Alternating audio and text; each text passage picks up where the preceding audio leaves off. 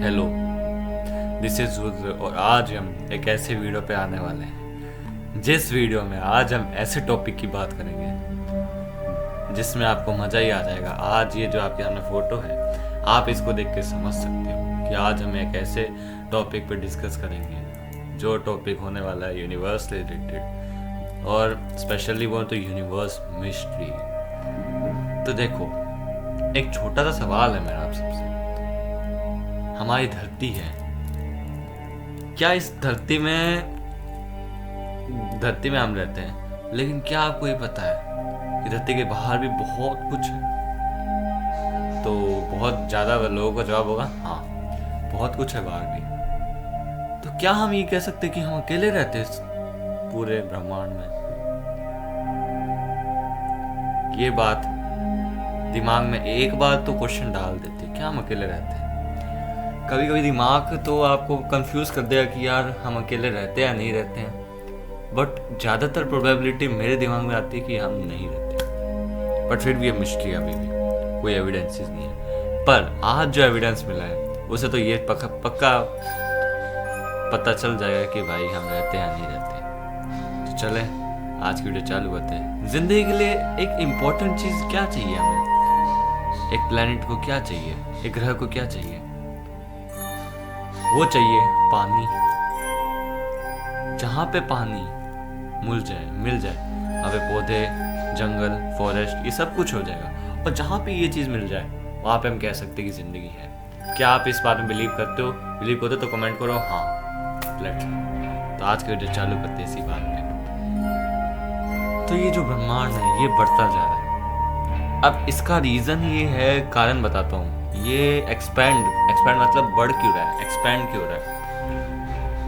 क्योंकि अब आपको पता है, जब हम इंसान जो है ना, जब हमारी डेथ होती है, जब हम ओल्ड एज में जाते हैं, हमारी डेथ होती है, तो हमको दफना दिया जाता है। और अलग अलग रीजन्स है, अलग अलग बिलीफ्स है, अलग अलग मान्यता है। लेकिन जब एक स्टार मतलब एक स्टार होता है ना, स्टार और प्लैनेट में डिफरेंस है, वो भी मैं आपको बताऊंगा। अब जो स्टार होता है ना, जब स्टार की ओल्ड एज आती है ना, तब वो एक्सप्लॉइट होता है, मतलब एक्सप्लोजन करता है, मतलब फटता है, एक बॉम्ब की तरह विस्फोट होता है। तो इसकी वजह से एक्सपेंड होता जा रहा है हमारा ब्रह्मांड। क्या हो रहा है? एक्सपेंड हो रहा है। तो इसी बात पे आज का वीडियो स्टार्ट करते हैं। तो हम आगे हम बात करते हैं अगले टॉपिक की। हमारा अगला टॉपिक है, हम आज एक ऐसे एक्सोप्लैनेट मतलब हमारा सोलर सिस्टम है ना, जिसमें हम मार्स, ये जितने भी प्लैनेट्स हमारे 8, वैसे 9 थे, अब 8 हो गए। तो ये जो 8 ग्रह हैं हमारे, इसके बाहर भी बहुत सारे एक्सोप्लैनेट्स हैं। एक्सोप्लैनेट मतलब बाहर वाले प्लैनेट, सोलर सिस्टम के बाहर वाले।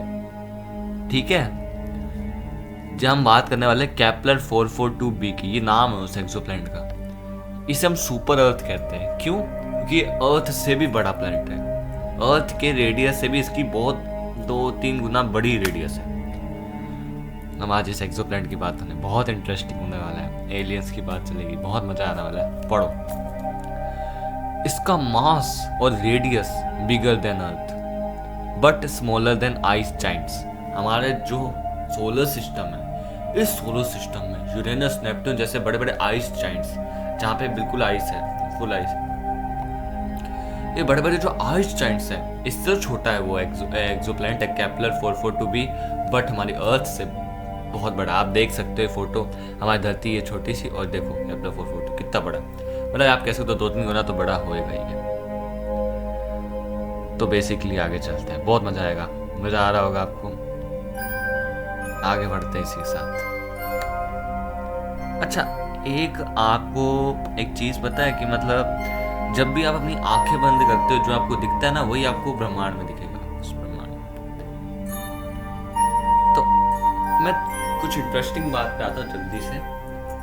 इंटरेस्टिंग बात यहाँ पे ये है, क्या केपलर 442 में ऐसी क्या चीज है जो इंसानों को अट्रैक्ट कर दिया? ये जो क्यों है ना, क्यों हम पूछते ये क्यों है, इसी ने विज्ञान को बना दिया है। इंसानों का ये जो समझने के प्रति प्यार है, क्यों है, इसी ने ही विज्ञान को इतना डेवलप कर दिया कि मतलब क्या बताऊं मैं, बहुत अच्छा डेवलप हुआ है विज्ञान। यहाँ से हम देखते हैं कि हम अलग अलग ग्रह में जिंदगी देख रहे हैं, कहाँ जिंदगी बसी हुई है और क्या हम अकेले रहते हैं, ये एक बड़ा सवाल है। अगर मुझे एक बात था, अगर उस ग्रह में अगर हमें पानी मिल जाए, जंगल जैसी चीजें मिल जाए, तो क्या हम ये नहीं कह सकते कि वहां पे कोई ना कोई रहता है? अब ये सवाल बहुत बड़ा सवाल है ना भाई? तो ये देखो, जैसे मैंने आपको एक पिक्चर दिखाई है, हम इंसान यही है, एस्ट्रोनॉट बने हुए हैं, हम ऐसे ढूंढ रहे हैं कई ऐसा ग्रह, और केपलर 442 भी एक ऐसा ही ग्रह है जहां पे हमें पानी मिला है। कितनी बड़ी बात है। और ऐसे हजारों प्लेनेट है जहाँ पे पानी मिला है।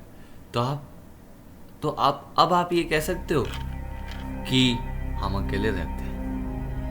देखो, मेरा जवाब तो थोड़ा सा 51% हाँ भी है और 40% ना भी, मतलब 50-50 तो अभी भी चल रहा है, क्योंकि अभी भी हमें वो एविडेंस नहीं मिले जो एक, क्या पता उस ग्रह में ऐसी कोई सुपर पावर रहती हो जो इनविजिबल हो, हमें ना दिख रही हो।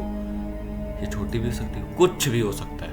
विजुअलाइजेशन के बाहर की दुनिया भी है हमारे, जो हम सोचते हैं ना कि आज हम अकेले हैं, पर क्या पता हम अकेले ना हो, हमें कोई नजर देख रहा है। हम जिसको एलियन बोल रहे हैं वो भी हमें एलियन समझे। क्या ये हो सकता है? हो सकता क्या है भी। तो इसी साथ आगे बढ़ते हैं।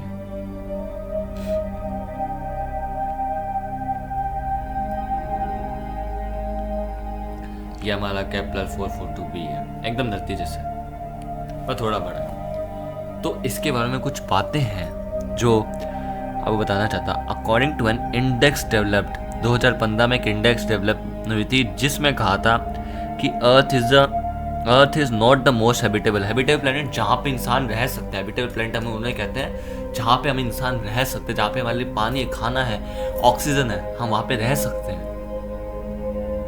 क्या ये भी इसमें कहा कि धरती अकेली हैबिटेबल प्लेनेट नहीं है, बहुत सारे ऐसे हैबिटेबल प्लेनेट हैं जहाँ पे इंसान रह सकते हो, जहाँ पे शायद कोई रह रहा हो, पॉसिबल है। अब यहाँ पे आगे क्या लिखा है? Earth is not the most habitable planet found yet. Kepler 442b, a rocky near Earth exoplanet, Earth size का exoplanet that is 1206 light years away. ये लाइट ईयर एक मेजरमेंट होता है जिससे हम गिनते हैं, ये भी मैं बताऊंगा आपको। इतना दूर है, तो देखो हम कारण क्या, हम इधर तक पहुंच क्यों नहीं रहे? क्योंकि हमारे पास ऐसी, वैसे हम अगर स्पीड ऑफ लाइट से भी हमारे पास टेक्नोलॉजी नहीं है, लेकिन अगर हम स्पीड ऑफ लाइट से भी अगर वहाँ जाने का ट्राई करें ना ऐसी स्पेसशिप में, तो भी हमें सालों लाखों साल लग जाए इधर तक पहुँचने में। दिक्कत तो है ही, पर क्या पता टेक्नोलॉजी बन जाए और हम इधर जाए और हम इधर से एक नया कोलैब, वो इंसान और एलियंस के बीच का एक नया कोलैब मतलब मिलना। अब वो मिलना कैसा होगा, बहुत इंटरेस्टिंग होगा भाई। अब कोई उस टाइम ऐसा गैजेट आ जाए डोरेमोन जैसा जिससे हम उसकी लैंग्वेज समझ पाए, तो ये भी बहुत अच्छी बात है। और मुझे भरोसा है हमारे साइंटिस्ट, हमारे वैज्ञानिक करके दिखाएंगे काम। आगे बढ़ते हैं। यहाँ पे एक बहुत बड़ी बात मैं कहना चाहता हूँ कि इधर हमें जंगल भी मिला है, इधर हमें पानी भी मिला है, और इधर जैसे हम धरती पे सेम टाइप की एग्रीकल्चर करते हैं ना, वेजिटेशन, वैसा सेम टू सेम हमें इस प्लेनेट में मिला है, इस ग्रह में मिला है। तो क्या इस ग्रह में जिंदगी है? बहुत बड़ा सवाल। क्या इस ग्रह में जिंदगी है? अब ये सवाल आपके दिमाग में घूमेगा और बहुत सारे क्वेश्चंस खड़ा कर देगा। इस ग्रह ने बहुत सारे सवाल खड़े कर रखे हैं। ऐसे 1000 ग्रह हैं जो धरती के बाहर आपको मिलेंगे। अगर ये सोलर सिस्टम में 1000 है तो पूरे ब्रह्मांड में कितने होंगे आप अंदाजा भी नहीं लगा सकते। मतलब बहुत इंटरेस्टिंग है ये, बहुत मतलब एक मिस्ट्री है ये। क्या इस मिस्ट्री को हम कभी सॉल्व कर पाएंगे? क्या कर पाएंगे हम? वो देखते हैं फ्यूचर में। भविष्य में सब कुछ पॉसिबल है जब तक वैज्ञानिकों का ये क्यों वाला सवाल रहेगा। सब पॉसिबल है। लेट्स गो, आगे बढ़ते इसी साथ। यहाँ पे हमें पानी मिला, नासा की रिसर्च के हिसाब से पानी मिला, और यहाँ पे हमें वेजिटेशन सेम टू सेम मिली। अर्थ जैसा ही, धरती जैसा ही ग्रह है ये, थोड़ा सा बड़ा है लेकिन धरती जैसा ही है। इसमें सेम वेजिटेशन है। क्या इधर जिंदगी है? दिमाग में बहुत सारे सवाल उठते हैं। नासा को भी ये पूरी चीज एविडेंसेस नहीं मिले कि यहाँ पे जिंदगी है या नहीं है, पर यहाँ पे पानी है तो पॉसिबल है। यहाँ पे कोई ना कोई रहता है जिसे हम क्या बोलते हैं, एलियंस। व्हाट? एलियंस। क्या इधर एलियंस है? बहुत बड़ा सवाल।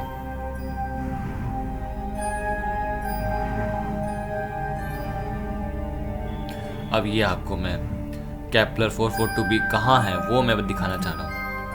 ये अपना सोलर सिस्टम जहाँ पे सूरज है, मरकरी, वीनस है, इसके थोड़ा सा बाहर जाके केपलर का एक सिस्टम आएगा जहाँ पे केपलर के बहुत सारे प्लैनेट्स हैं। 441 है, 445 है।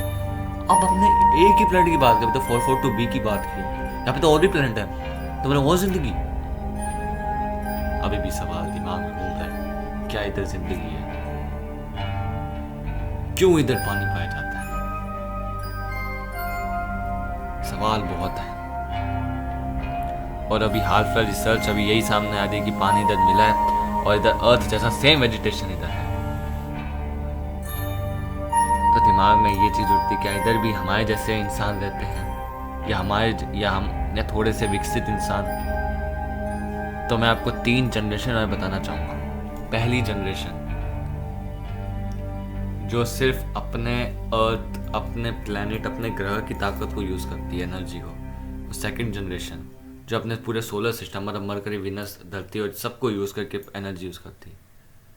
और थर्ड जनरेशन जो सबसे खतरनाक जनरेशन है, पूरे ब्रह्मांड की एनर्जी यूज करती है। अब बताओ ये बुरा, क्या इधर सेकंड जनरेशन रहती है, क्या इधर थर्ड जनरेशन रहती है, क्या इधर फर्स्ट जनरेशन रहती है?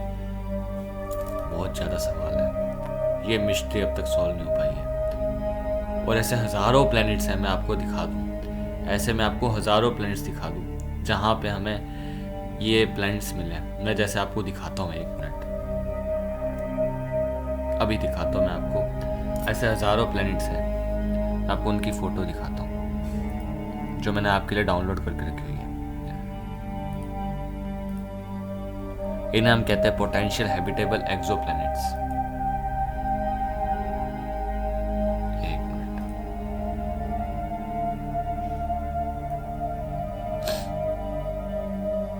ये है सारे प्लैनेट्स जहां पे हमें पानी मिला है, जहां पे हमें एक ऐसा हैबिटेबल जोन मिला है कि यहाँ पे इंसान रह सकते हैं।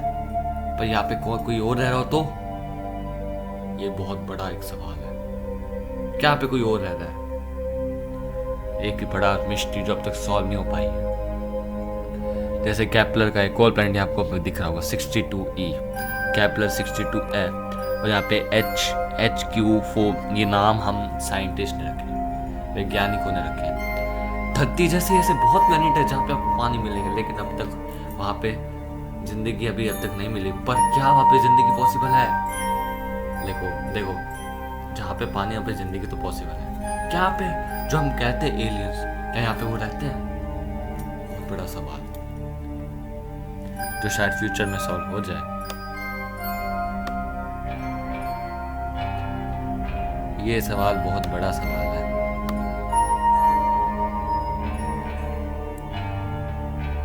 चलो आगे बढ़ते इसी साथ। तो ये दिमाग में बहुत सारे आपके सवाल आते हैं कि यार क्या हम अकेले रहते हैं इस ब्रह्मांड में? और ये ब्रह्मांड में डार्क मैटर क्या है, जहाँ पे आपको बिल्कुल, आप ऐसा सोचो अभी आप धरती से निकलो, आप अपनी आंखें बंद करो, आपको यही सब दिखेगा जब तक कोई स्टार नहीं आता।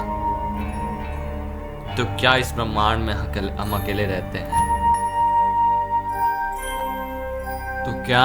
बहुत सारे सवाल है हमारे दिमाग में, वैज्ञानिकों के दिमाग में बहुत सारे सवाल हैं। हम सिग्नल्स भी भेजते हैं, नासा ने बहुत सारे सिग्नल भेजे हैं कि वो कनेक्ट हो इनसे, पर हमें बहुत अलग अलग टाइप के सिग्नल्स रिसीव हुए हैं। ऐसे भी सिग्नल रिसीव हुए हैं जो हमें समझ नहीं आ रहे वो किस भाषा में बोल रहे। बहुत सारे ऐसे सिग्नल रिसीव हुए हैं हमारे।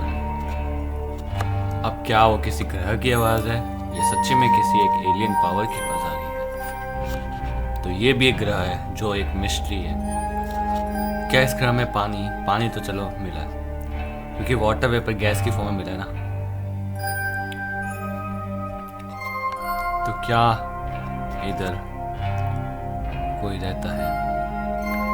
सवाल तो बहुत है। देखो एक चीज बताता हूँ, इस ब्रह्मांड में इतने सारे सवाल है कि उसके सॉल्यूशन काटना बहुत मुश्किल है।